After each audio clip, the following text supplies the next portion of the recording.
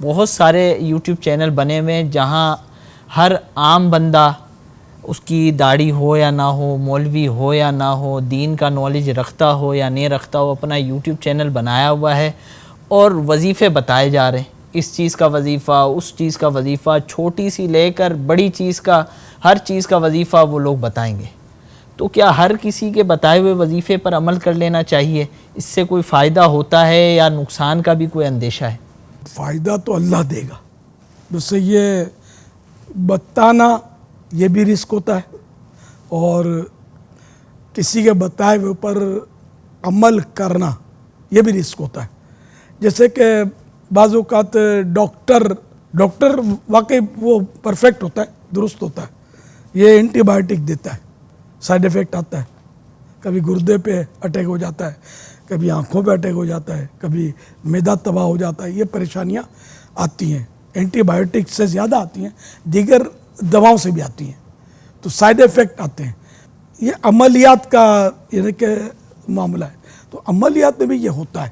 کہ بتانے والا اگر ماہر ہو نا، ماہر ہو، اب ماہر کیسے ہو؟ آپ بولو کہ بھائی عمر بڑی ہے، داڑھی سفید ہے،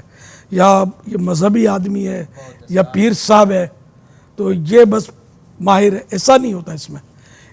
یہ لائن ایک جیسے ڈاکٹر کی لائن ہے نا،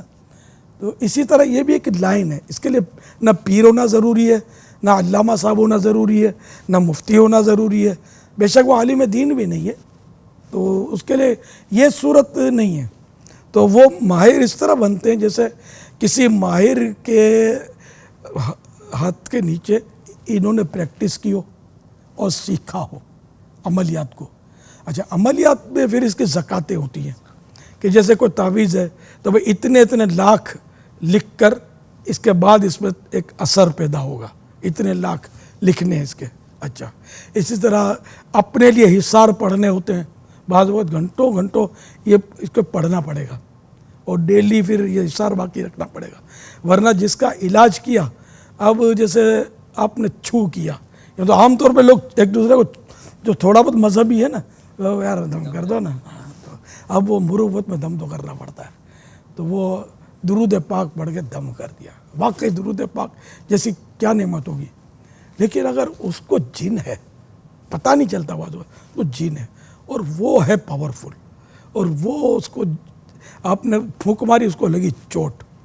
جیسے ہم تھپڑ ماریں گے تو چوٹ تو آئی ہے نا، تو اس کو لگی چوٹ، اب اس کی گھومی،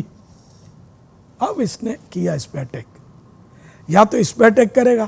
یا عین ممکن ہے کہ بال بچوں پہ اٹیک کرے، اس کے ماں باپ پہ اٹیک کرے، گھر کے کسی فرد کو اٹیک کرے۔ تو یہ خطرات اس میں ہوتے ہیں، یہ دم کرنے میں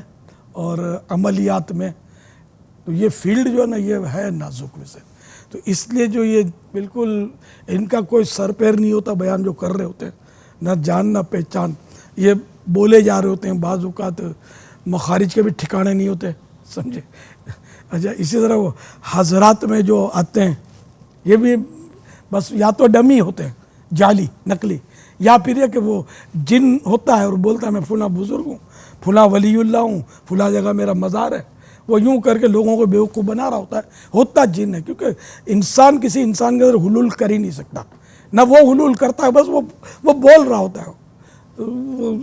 قریب سے کہیں سے بھی بول رہا ہے، اس کا اندر تھوڑی ہو جا سکتا ہے، یا تو جن یا بھی ڈونگ بھی ہوتا ہوگا، بندے جمع کرنا ہو، تھوڑا مال ملی دے، نذرانے، شکرانے، یوں مطلب کئی جگہ دنیا جھکتی ہے، جھکانے والا چاہیے، تو لوگ ہیں بڑے پریشان، بھئی ان کو یوں لگتا ہے کہ ہماری پریشانی یہاں سے دور ہوگی، یہاں سے دور ہوگی، یہاں سے دور ہوگی، پھر ان کے ایجنٹ بعض اوقات گھومتے ہوتے ہوں گے کہ میرا بچہ ٹھیک ہو گیا تو میری ماں مرتے بچ گئی، بڑے پہنچے ہوئے بابا جی ہیں، بابا جی پھر پہنچا دیتے ہوں گے کہیں نہ کہیں، تو یہ نظام چل رہے ہیں، لیکن ہر بابا جی غلط نہیں ہوتا، ہر عامل غلط نہیں ہوتا، سارے عملیات ایسے نہیں ہوتے کہ وہ بھائی وہ کسی کا نقصان ہی کر دیں گے، عملیات اللہ اور رسول کے نام آیتیں، ان میں فوائد تو ہوتے ہی ہیں، میں کوئی شک نہیں ہے، لیکن ایک ان کی صورتیں، ان کی شرائط، اور یہ سب ایک پورا اس کا ایک مطلب چیپٹر ہے۔ اب جو اس کو سیکھے گا وہ اس کو کر سکتا ہے، ہر ایک کو اس میں کتابوں سے پڑھ کر یا یہ